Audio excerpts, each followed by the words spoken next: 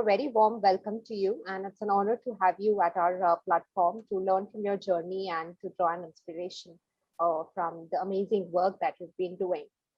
So before we proceed, I would like to shortly introduce Mr. Amitabh Behar. Amitabh is the CEO of Oxfam India.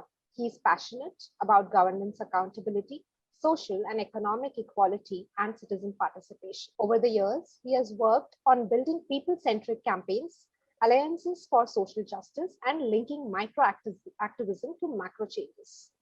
Amitabh is one of the leading experts of people-centered advocacy and chairs the board of Navsarch. He is the vice board chair of Civicals and also sits on the board for other organizations like Center for Budget and Governance Accountability, known as CBGA, Mobile Creche, Wani, Yuva, Global Fund for Community Foundation. So once again, welcome Amitabhji, and proceeding further. The first question I would like to put forward is, as Chief Executive Officer, Amitabh spearheads the organization's vision to fight against inequality, poverty, and injustice in the country, besides carrying forward its humanitarian work. So, Mr. Amitabh, could you share one incident that fueled the need to fight against inequality, poverty, and injustice in the country? So, thank you, Reshma. Thank you for inviting me, and I'm very happy to be here. The idea of the social story is very impressive, and I wish you all the luck. I hope there are more endeavors of this kind which document and record the work that's happening in the social sector, because it does have a very, very significant meaning for society. So thank you again for having me here. And coming back to your question in terms of one incident, it's very difficult to say that there's one incident.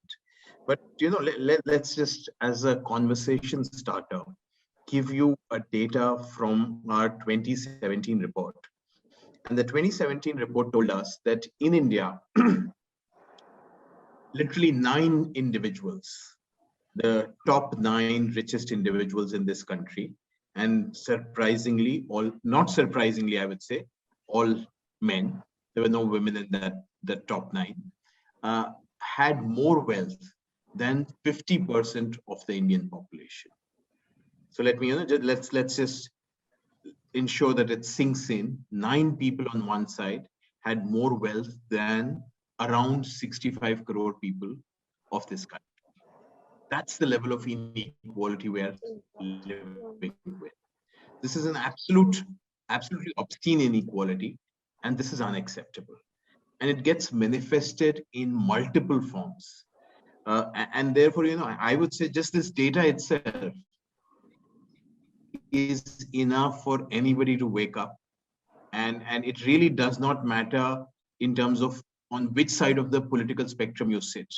Even people working with entities like the International Monetary Fund and the World Bank, which have been proponents of neoliberalism, have also now been saying that these levels of inequality is not sustainable.